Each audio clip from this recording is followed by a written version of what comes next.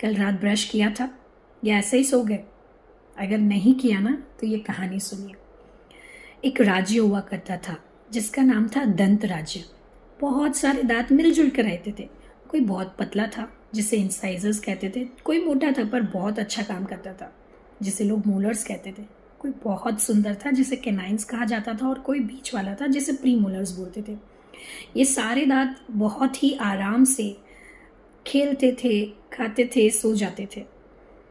पर एक दिन गांव में या उस राज्य में एक सेलिब्रेशन रखा गया जिसमें बहुत सारी मिठाइयों की दावत हुई और वो सारे दांत बड़े मज़े से मिठाइयाँ खा के सो गए। पर उन्हें नहीं पता था कि मिठाइयों के साथ एक बैक्टीरिया जो था वो भी आ गया था। और जैसे ही वो सारे दांत सो गए, वो बैक्टीरिया ने अपना काम शुरू किया।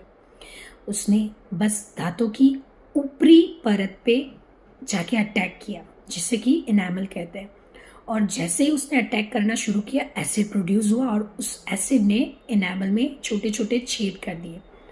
वो वैसे तो बहुत मजबूत था, पर जैसे ही छेद हुए वैसे वो एसिड अंदर गया, वो एसिड के थ्रू बैक्टीरिया भी अंदर गया और जो सेकेंड लेयर था, जो दूसरी परत थी जिसे बोलते हैं डेंटिन, उसमें वो जा गिरा।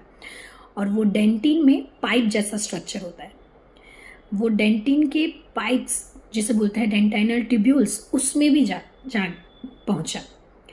पहले लेयर में जब वो था तब तो दांतों को पता नहीं चला, वो तो मस्त से आराम कर रहे थे। पर जैसे ही वो बैक्टीरियाज दूसरे लेयर तक पहुंचे, जैसे ही वो एसिड ने दूसरे डेंटिन लेवल पे काम करना शुरू किया, दांत भलभला गए।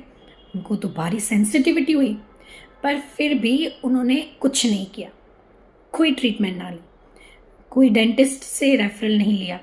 और फिर क्या होना था, वो बैक्टीरिया और ताकतवर बन गए और फिर डायरेक्टली वो पहुंच गए तीसरे लेयर में जिसे बोलते हैं पल्प। और पल्प में तो वो दांतों की नसें और ब्लड सप्लाई सब कुछ था। और जैसे ही वो पल्प तक पहुंचे, क्या होना था, खतरनाक दर्द।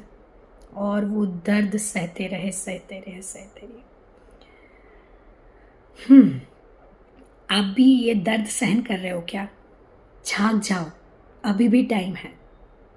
Reach to your nearest dentist और अपने दांतों को बचाओ उस बैक्टीरिया से जो आपकी मुंह में एसिड प्रोड्यूस कर रहे हैं और आपके दांतों में छेद करके उसमें सड़न पैदा कर